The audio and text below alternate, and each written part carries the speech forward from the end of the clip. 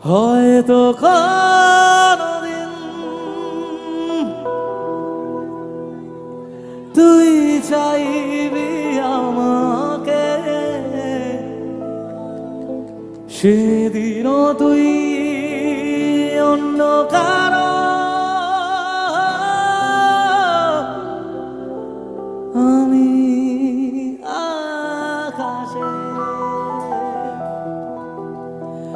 তারার মতো জ্বলব, না হলে জোনাকি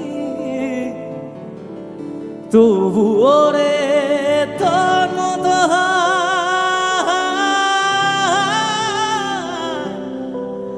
দেব না ফাঁকি। একদিনও কি ভালোবাসা ছিল না রে মনে, দারুণ খেলা খেলে গেলি আমার গোপনে।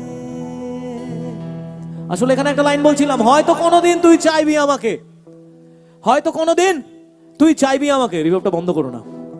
সেদিন তুই অন্য কারো আমি আকাশে। আসলে এই আকাশে মানে বস মরে যাওয়া নয়। আমরা সবসময় একটা কথা বলি, ভালোবাসার মানুষটি ছেড়ে যাওয়ার পর মরে যাব, এই করব সেই করব। আমিও ভুল পথে পা দিতে চলেছিলাম বা চলছিও কিছু সময়, কিন্তু বাবা মায়ের মুখের কথা যখন মনে পড়ে না, তখন একটাই কথা বলতে ইচ্ছে করে, এই লাইনটারই মানে চেঞ্জ করে, হয়তো কোনোদিন তুই চাইবি আমাকে। সেদিন যখন তুই আমায় চাইবি, তখন তুই হয়তো অন্য কারো হাত ধরে ঘুরবি, কিন্তু আমি তখন আমার স্টারডামের শীর্ষে বসে থাকবো।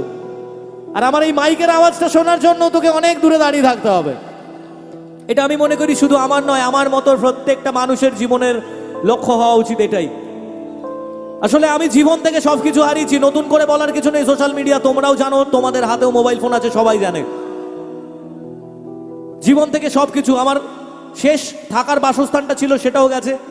একটা মানুষকে ভালোবেসে আবার লড়াই করার চেষ্টা করেছিলাম, বেঁচে ওঠার চেষ্টা করেছিলাম, সেই মানুষটাও চলে গেছে জীবন থেকে। তারপর এই মুহূর্তে মনে হচ্ছে কি সবকিছু ছেড়ে চলে যাই, কিন্তু বারবার ওই একটাই চিন্তা, পেছনে দুটো মানুষ বসে রয়েছে, বাবা মামনি, এরা ছোটবেলা থেকে না ওই পুতুলের মতন করে বড় করেছে।